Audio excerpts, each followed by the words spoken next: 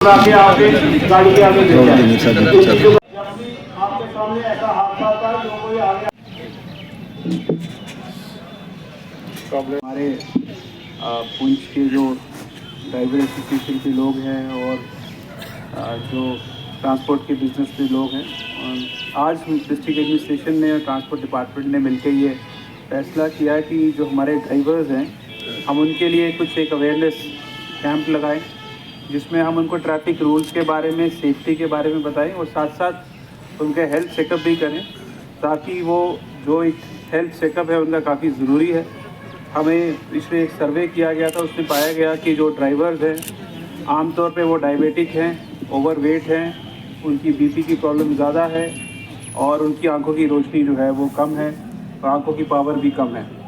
बहुत सारे एक्सीडेंट्स जो हैं वो रिफ्लेक्सेस के लेट मतलब कि एक्शन से होते हैं और नेग्लिजेंस तो नहीं कहेंगे, लेकिन कई बार ड्राइवर साहिबान के रिफ्लेक्सेस और हेल्थ रीज़न भी उसके रीजंस रहे हैं। तो इसलिए हमने सोचा एक बेसिक हेल्थ कैंप किया जाए और जो ड्राइवर्स प्री डायबिटिक हैं, जिनको अभी डायबिटीज़ होने वाला है या जिनकी आंखों की रोशनी या नज़र कमज़ोर हो रही है, उसको बेहतर करने के लिए हमने एक कैंप रखा, ताकि आप लोगों पे काफ़ी दारोमदार है, काफ़ी जिम्मेदारी है। और एक सवारी घर से जब निकलती है वो आप पे विश्वास करके बैठती है कि आप उसको उसकी मंजिल तक लेके जाएंगे। तो हम चाहते हैं कि आप अपने जो फ़र्ज़ है वो अच्छे से निभाएं और हमारी डिस्ट्रिक्ट में कम से कम एक्सीडेंट हैं वो हों। पिछले काफ़ी एक साल से यहाँ पे एक्सीडेंट कम हुए हैं, लेकिन मुझे याद है मैं जब साथ की डिस्ट्रिक्ट में डीसी था, रजौरी में डीसी था, तो यहाँ एक बहुत बड़ा हादसा हुआ था। एक बस जो है वो नीचे चली गई थी, तो काफ़ी लगभग 20-25 लोगों की जान उस दिन गई थी और यहाँ पे उस दिन एक VIP विज़िट भी था। तो इस तरह के हादसे ना हो, इसके लिए हमारी ये कोशिश रहती है डिस्ट्रिक्ट एडमिनिस्ट्रेशन की हम रेगुलरली जो है रोड सेफ्टी की मीटिंग करते रहें। रोड सेफ्टी की मीटिंग में हम जब डिस्कशन करते हैं तो 3-4 बातें सामने आती हैं। एक, जो ड्राइवर्स जिनके पास लाइसेंस नहीं है वो ड्राइविंग करते हैं, कुछ ड्राइवर्स अल्कोहल या नशे की साथ ड्राइविंग करते हैं और कुछ ड्राइवर जो पूरे से अच्छे से तैयार नहीं होते हैं, जिनके पास लर्नर्स लाइसेंस भी नहीं होता है, वो ड्राइविंग करते हैं। तो ये सब चीज़ें होती हैं और बहुत कम देखा गया कि रोड की वजह से या ब्लाइंड रोड की वजह से एक्सीडेंट हुए ओवर स्पीडिंग की वजह से, या ड्राइवर मोबाइल पे बात कर रहा था, जहाँ वो सोच रहा था कि ये मैं इस रूट पे रेगुलरली चलाता हूँ तो मैं कम ध्यान से भी गाड़ी जो है वो चला सकता हूँ। तो हम आपसे रिक्वेस्ट करते हैं कि आपके ऊपर बहुत ज़्यादा जिम्मेदारी है। जो लोग बसेस पे ट्रैवल करते हैं वो आप पे विश्वास करते हैं कि आप बहुत ही महफूज तरीके से उनको अपनी मंजिल तक ले जाएंगे। तो इस जिम्मेदारी को आप समझिए और जो भी रूल्स हैं उनको फॉलो करिए और अच्छे से जो है ड्राइविंग करिए। ड्राइविंग एक बहुत ही नोबल प्रोफेशन है और आप इसके अंदर आप अच्छे से करेंगे तो अपनी फैमिली के लिए भी आप इनकम कमाएंगे और जो आपके साथ ट्रैवल कर रहा है उसकी मदद करेंगे। जो इस बस स्टैंड के अंदर इश्यूज़ बताए गए हैं और मुमकिन स्कीम को लेकर इश्यूज़ बताए गए हैं आपकी एसोसिएशन की तरफ से, हम उस पर भी मद्देनज़र करेंगे और जो हंगरी रूट्स हैं सिर्फ उन्हीं पे हम लग रहे जो रोड्स के परमिट्स हैं वो देंगे, और ताकि आपकी रोज़ी रोटी पे भी जो कोई फ़र्क ना पड़े। मैं अंत में जो है मुबारकबाद पेश करता हूँ ARTO साहब को कि उन्होंने इतना अच्छा प्रोग्राम जो है वो रखा और मैं चाहता हूँ कि हर महीने ये एक मेडिकल कैंप एटलीस्ट यहाँ पे रखें CMO साहब की मदद से, ताकि मैक्सिमम ड्राइवर्स जो अपना चेकअप करा सके। और आप लोग जो है जो हमारी जो प्रधानमंत्री साहब की स्कीम है गोल्डन कार्ड की, आयुष्मान भारत कार्ड की, मैं चाहता हूँ कि आप लोग अपना कार्ड भी जो हेल्थ कार्ड भी वो बनाएं।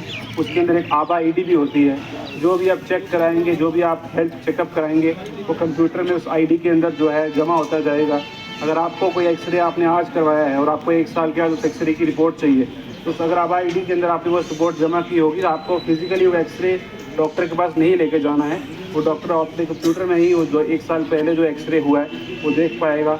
आपकी आज जो ब्लड की सैंपलिंग की रिपोर्ट है वो उस रिकॉर्ड में पड़ी रहेगी। तो आप जो गवर्नमेंट की हमारी स्कीम्स हैं, आयुष्मान कार्ड, आभा, उनका भी फ़ायदा लीजिए और अच्छे से गाड़ी चलाइए, ताकि जो हमारे पैसेंजर्स हैं वो एक सेफ़ और अच्छी जो अपनी ट्रैवलिंग कर सकें। जय हिंद, जय भारत। Thank you. हिसाब से 2 चीज़ों पे रिक्वेस्ट रहेगी सर। एक तो जो ऑटो के लिए आपने स्टैंड से रेंट पे करवा दिया सर, इसको सर अगर आप आर्मी से तो मुझे रेगुलराइज करा दें, ताकि ये जो जामिंग है यहाँ पे सर, ये जामिंग वाला मसला क्लियर हो जाएगा। दूसरा सर, जो स्कूल है उनकी जो गाड़ियाँ लगी हुई हैं वो सर कमर्शियल गाड़ियाँ नहीं बनती, दूसरी प्राइवेट गाड़ियाँ, खासकर इको, उस एक इको में 7 सवारियाँ पास हैं, 22 23 बच्चे लेके सब चलते हैं। सुबह बहुत रफ चलते हैं, सुबह भी और शाम को भी सर।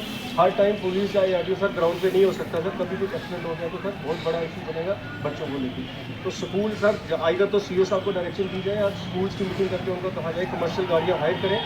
आरटीओ साहब बोल रहे थे कि हम जनवरी में फर्स्ट वीक में ताकि इनको एक हफ्ते का टाइम देंगे, उसके बाद इस पर सर एक्शन होगा।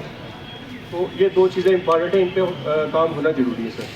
बाकी आप सब लोग जो भी ड्राइवर कंडक्टर्स हैं वो अपना यहाँ पे मेडिकल टेस्ट करवा लें और गाड़ी रैश और नेग्लिजेंट मत चलाएं। कल भी हमने एक सुमो सीज की थी, बहुत रैश चल रहा था। मेरी सबसे रिक्वेस्ट है आराम से चलें, पहाड़ी इलाका है, जितनी स्पीड आपको अथोराइज है उतनी नहीं चलें और उससे कम ही चलें। मैं एक बार फिर डीसी साहब का थैंक्स करूँगा और आरटीओ साहब का थैंक्स कि आपने यहाँ मीटिंग में बुलाया अवेयरनेस के लिए। थैंक यू, जय हिंद।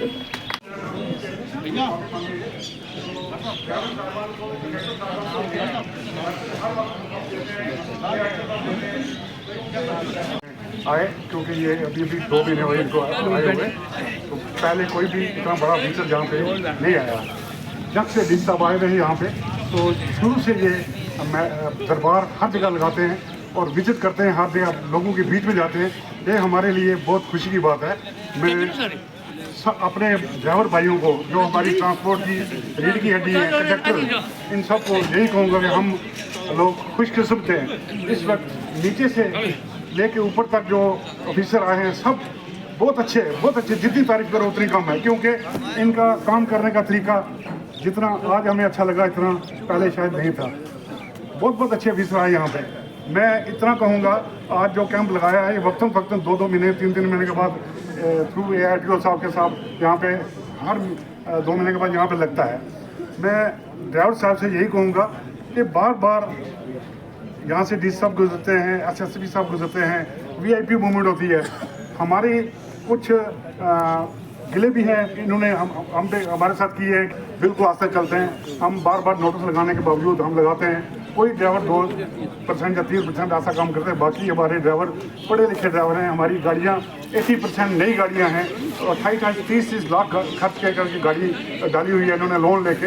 तो हमारी हेल्प हर ऑफिसर करता है, क्योंकि ये ट्रांसपोर्ट एक ऐसी चीज़ है कि जो हमारा ड्राइवर एक 40 सवारियाँ लेके चलता है उसकी बहुत बड़ी जिम्मेदारी होती है, क्योंकि जो गाड़ी के अंदर बंदे बैठे हुए होते हैं, औरतें बच्चे सब बुजुर्ग बैठे हुए होते हैं, यंग बैठे हुए होते हैं। ये रिक्वेस्ट है कि वो खुद जब घर से निकले तो बच्चों को आवाज़ दें, उनसे हेलमेट मंगवाएं, ताकि उनकी जहन में ये हमेशा के लिए रहे कि हम जब भी घर से निकले, जैसे हमारे पापा हेलमेट मंगवाते हैं, हम भी हेलमेट पहन के निकलें।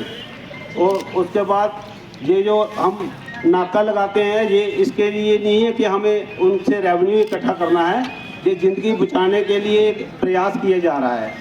तो जब भी ट्रैफिक डिपार्टमेंट या पुलिस डिपार्टमेंट आपको रोकता है, आप रुकिए, उनसे कुछ सीखिए और उसके बाद आप अपना खुद का और दूसरों का ध्यान रख के चलिए। आज का जो कैंप है ये स्पेशली कमर्शियल ड्राइवर और कंडक्टरों के लिए लगाया गया है। ये सुबह निकलते हैं हम लोगों की, आम जनता की सेवा के लिए, उनको यहाँ से वहाँ पहुँचाने के लिए इनका योगदान रहता है। और ये अपने लिए बहुत ही कम समय निकाल पाते हैं कि अगर इनको कोई प्रॉब्लम है तो ये अपने आप को चेक करवा पाएँ। तो मैं सभी ड्राइवर कंडक्टरों से रिक्वेस्ट करूँगा कि आप एक एक करके अपनी आँखों का चेक करवाएँ और अपना बीपी का चेक करवाएँ, जो कि ड्राइविंग के लिए बहुत ही ज़रूरी है। ड्राइविंग जब भी आप करें, आँखों का सही सलामत होना बहुत ज़रूरी है। और आप कितना भी सही ड्राइविंग करें, साथ में स्पीड लिमिट का बहुत ध्यान रखें, क्योंकि आपने जो हादसा हुआ है वो हो सकता है आपकी स्पीड। हमारी पुलिस एडमिनिस्ट्रेशन सर अगर वाकई में हर जगह तो नहीं रह सकती, तो मुझे लग रहा है कि आम पब्लिक का भी फर्ज बनता है कि वो इस पर खासकर ध्यान दे, क्योंकि जानें भी हमारी हैं और बच्चे भी हमारे हैं। तो ज़्यादा फोकस हम लोगों को भी करना है। और सर जैसे परसों सर मैं खुद ही आ रहा था, तो हमारे ये इंस्पेक्टर साहब है हमारे सर, क्या नाम है इनका, मोहम्मद कैफुल वरा सर इन्होंने मेरी हेल्प कॉलेज, स्कूल से कॉलेज तक, घर से कॉलेज तक आ रहा था, तो इन्होंने मेरी गाड़ी रोक के मुझे कह रहे हैं अगर आप खुद अवेयर कर रहे हैं तो अपनी सीट बेल्ट नहीं पहनी है। तो मुझे भी शर्मिंदगी हुई सर ये चीज़, और आज से मैंने भी उस दिन कहा कि मैंने कहा आज तान के मुझे भी कोई कुछ ना कहे तो मैं भी सीट बेल्ट पहनूंगा। तो ये चीज़ें ऐसे ऑफिसर्स रहेंगे तो वाकई में हमें भी वो रहता है। सर DTI साहब का भी यहाँ पे वेलकम। और सर अब आप ही को सुनने के लिए मुझे लगा सारे लोग हैं कि ये खुद ही बांप लेते हैं मंजिल आसमानों की, ये खुद ही बांप लेते हैं मंजिल आसमानों की, परिंदों को तालीम नहीं दी जाती उड़ानों की। क्योंकि मुझे लग रहा है कि सर को तो हर चीज़ पता है और अब आप ही को सर सुनेंगे। मेरी रिक्वेस्ट है ऑनरेबल डिप्टी कमिश्नर पुंछ विकास कुंडल IAS सर से। और साथ साथ में एक और मैं बताना चाहूँगा कि जैसे एक्सीडेंट हुआ था किसी ने उठाने की कोशिश भी की थी और बाद में कोई एक बेचारे किसी ने